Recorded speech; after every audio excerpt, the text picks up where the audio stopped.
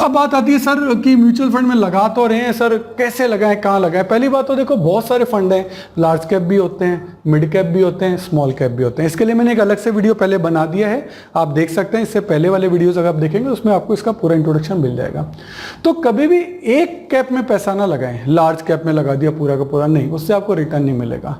आपको तीनों according to the your capacity of risk, कि आप रिस्क टेकिंग कैपेसिटी आपकी क्या है, उसके अकॉर्डिंग लगाइए। कि सर मैंने ना मेरा 40% पैसा लार्ज कैप में लगाया है और 30% मैंने यहाँ लगाया है। या फिर आप कुछ और कर लें कि सर मैंने यहाँ मेरा 30% पैसा लगाया है और बाकी मैंने 40% यहाँ लगाया है, 30% यहाँ लगाया है। ऐसा कुछ भी आप plan according to your strategy कर सकते हैं। कभी भी एक फंड में पैसा पूरा ना लगाएं, क्योंकि कल को आपने अपना 100% पैसा जो है स्मॉल कैप में लगा दिया और स्मॉल कैप डूब गया तो फिर क्या करोगे, आपका तो पूरा पैसा गया।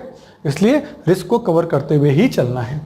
तो ऑलवेज डाइवर्सिफाइड, डाइवर्सिफाइड का मतलब इनको डाइवर्सिफाई के थोड़ा थोड़ा सब में लगाओ। तो ऐसे म्यूचुअल फंड भी आते हैं जिनमें कि सभी तीनों कैप होते हैं, लार्ज कैप, मिड कैप और स्मॉल कैप, है ना, उसको मल्टी कैप फंड कहते हैं। तो मल्टी कैप फंड में आप पैसा लगाकर अपने रिस्क को कवर कर सकते हैं। वहाँ अलग अलग टाइप के मल्टी कैप फंड होते हैं जिनमें कि अलग अलग परसेंटेज इन तीनों का रेशियो होता है। तो ये मल्टी कैप की कहानी मैंने जो है वो आपको समझाई है। अच्छा, इनका आप कोई फिक्स रेशियो भी कर सकते हो कि sir large cap, mid cap और स्मॉल कैप में मैं तो इक्वली डालूंगा, या मैं 40-30-30 डालूंगा। और या ऑब्जर्वेशन पे इस चीज को छोड़ दो कि आपको कब किस में कितना पैसा लगाना। ये स्ट्रेटेजी पे रखो कि यार मार्केट अब टॉप पे चला गया है, यानी टॉप पे पहुंचने वाला है। जैसे मैं आपको एक स्ट्रेटेजी बताता हूं, ये मार्केट है, ठीक है, अब मार्केट यहां पहुंच गया, तो अब मार्केट में आगे बढ़ने की पॉसिबिलिटी सिर्फ इतनी है।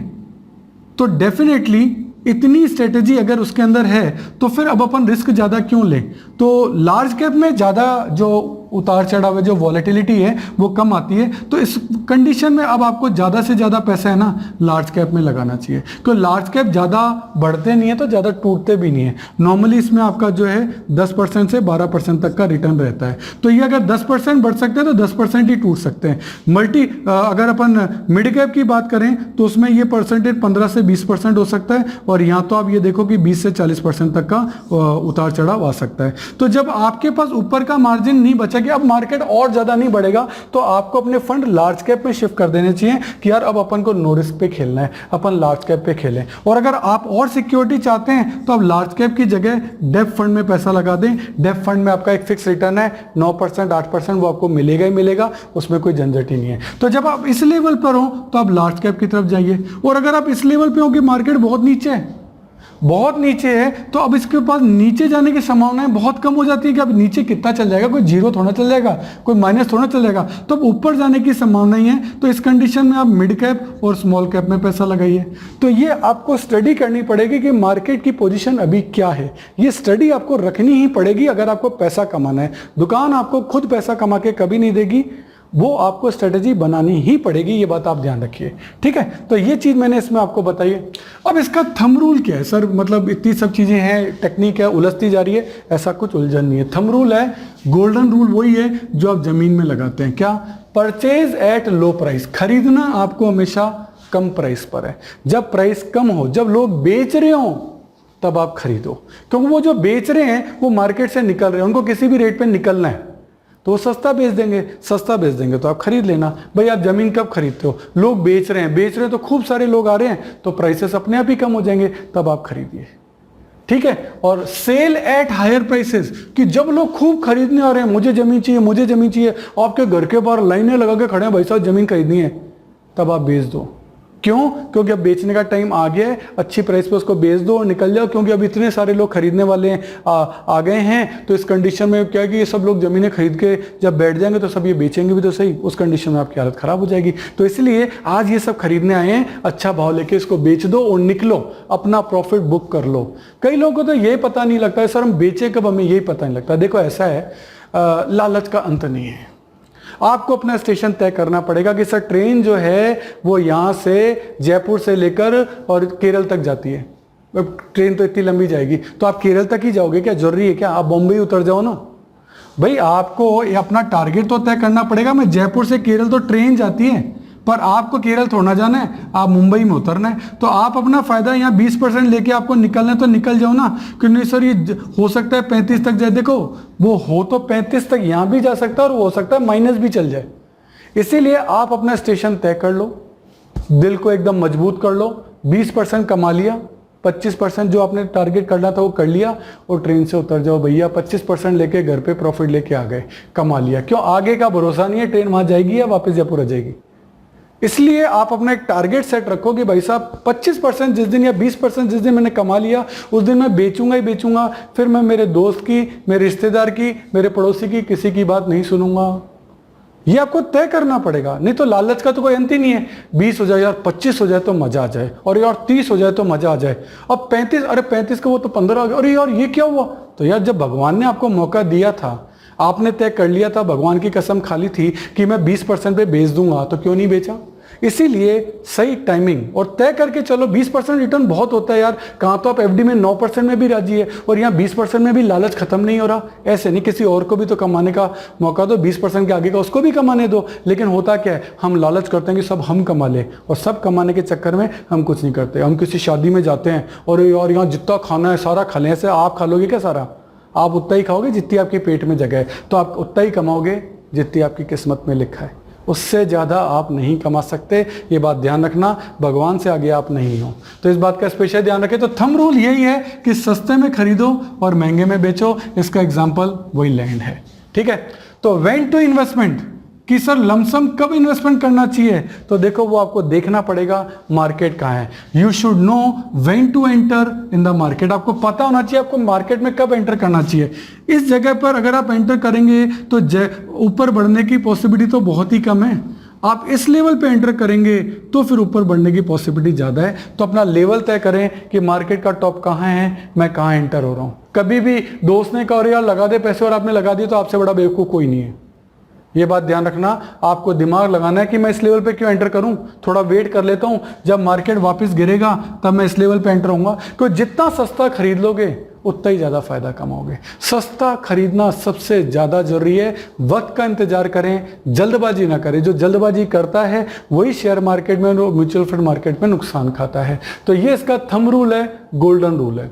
तो व्हेन टू इन्वेस्टमेंट है, right your strategy on the paper. अपने माइंड में फिक्स कर लो कि मुझे क्या करना है। मेरे को 20% पे मार्केट से निकलना है, ये सोच के चल लो। 25% पे निकलना है, ऐसा कुछ सोच के चलो। और जब वो अचीव हो जाए, टारगेट हिट हो जाए, एक दिन भी मत लगाना, तुरंत निकल जाना। बस भगवान ने आपको मौका दिया है, निकल जाओ। क्योंकि अगर आप 25 के बाद 30 पे चले गए ना कि मैं 30 पे जाऊंगा, तो शायद वो 25 भी नहीं मिलेगा, 10 भी नहीं मिलेगा, 15 भी नहीं मिलेगा। इसलिए अपनी स्ट्रेटेजी फिक्स करो और फिर चाहे कोई आपको कितना भी कहे मत मानना, बिल्कुल मत मानना।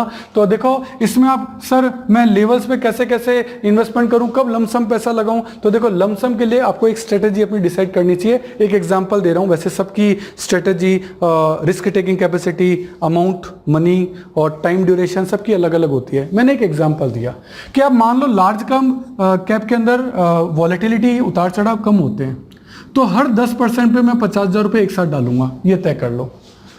जैसे ही आपका जो इंडेक्स है 10% गिरा, लो 50,000, फिर 10% गिरा तो सर लो 50,000।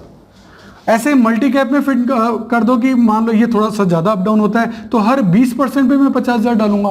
कि जैसे मार्केट 20% गिरा, मैंने कहा था गिरने पे खरीदना है। लोग गिरने पे घबरा जाते हैं, अरे यार गिर गया, अरे गिर गया तो खरीदो ना। आपके पास हमेशा पैसा होना चाहिए, फंड होना चाहिए खरीदने के लिए, कि यार मैं सस्ता होने का इंतजार कर रहा हूँ, जिस दिन सस्ता हुआ उस दिन खरीद लूंगा।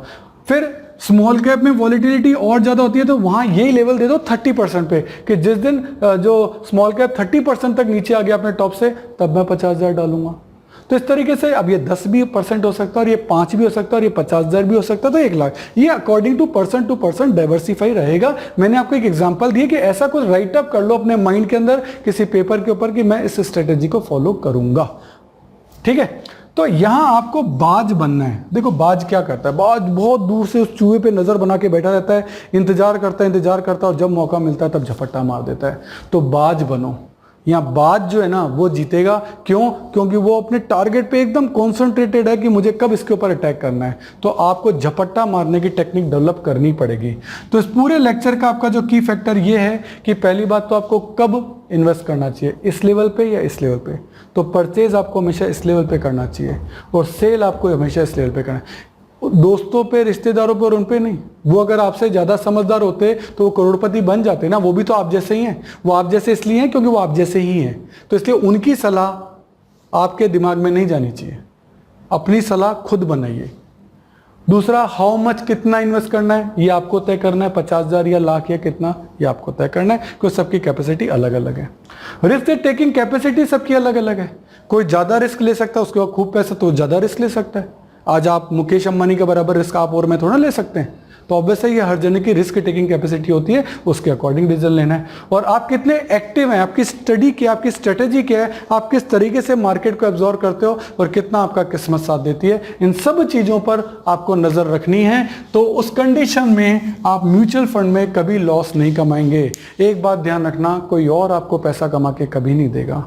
आपको अपना दिमाग तो लगाना ही पड़ेगा। दुकान अपने आप पैसा कभी नहीं कमाती, आपको उस पर जाके काम करना पड़ता है, स्टडी करनी पड़ती है, माथा खपाना पड़ता है, कंपटीशन का सामना करना पड़ता है, रिस्क लेनी पड़ती है, तब जाके आप पैसा कमाते हैं। तो वो सब काम आपको यहां भी करने पड़ेंगे। बस क्या सर फिर दुकान में भी यही करना है और यहां भी यही करना है तो दुकान ही खोल लें? तो ध्यान देना, दुकान में बहुत बड़ा इन्वेस्टमेंट है। इतना बड़ा स्टॉक है, इतनी बड़ी प्रॉपर्टी आपको खरीदनी है। यहाँ तो बेचारा 1,000 रुपये पर मंथ में आपका म्यूचुअल फंड चालू हो जाता है।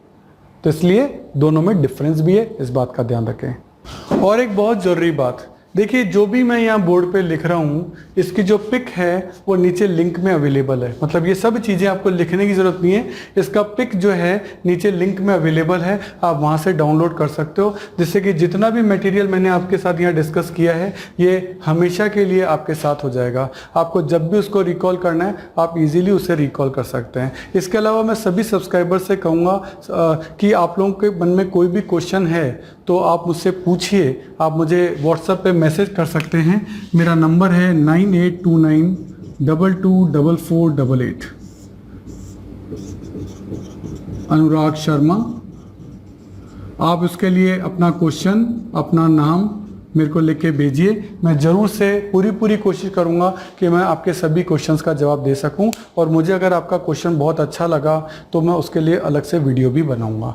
तो मेरी आपसे हाथ जोड़ के रिक्वेस्ट है कि यदि आपको कोई भी ऐसी क्वेरी है आप मुझे मैसेज करिए, और टॉपिक अगर अच्छा हुआ तो उसके लिए वीडियो भी मैं आपका बनाऊँगा। इसमें मैं आपको एक बात और भी कहना चाहूँगा, यहाँ जितनी भी चीज़ें मैं आपके साथ डिस्कस कर रहा हूँ ये बेसिकली स्टडी के लेवल पर है ना। हमने जो भी एक्सपीरियंस हमने इन सालों में लिया वो हम आपके साथ शेयर कर रहे हैं। और जो भी चीज़ स्ट्रेटेजी बेसिस पर होती है वो हमेशा 100% सही नहीं होती, वो 80 या 90% तक ही सही हो सकती है। तो 10 to 20% का रिस्क हर थ्योरी में रहेगा। तो आप इसको कोई एकदम 100% एग्जैक्ट ना लें कि ये चीज़ होगी होगी। ये स्ट्रेटेजी है, हमने आपको बताई है, कई जगह पे हमने देखी है, हमने आपको बताई है। लेकिन आप फिर भी अपना दिमाग लगाएं, हो सकता है आप उससे भी अच्छा कर पाएं। तो दूसरों के लॉसेस से सीखना, दूसरों की गलतियों से सीखना, ये भी एक बहुत बड़ी कला है और ये आप सभी को सीखनी पड़ेगी। और फिर भी गलती होने की संभावना ये है क्योंकि आपकी गलती से भी कोई सीखेगा। ऐसा तो हो ही नहीं सकता ना कि आप गलती करें ही ना, फिर तो अपन भगवान के बच्चे हो जाएंगे कि हमसे तो गलती होती ही नहीं। तो इसलिए इस बात का जरूर से ध्यान रखें। तो thank you, thanks a lot, फिर मिलते हैं।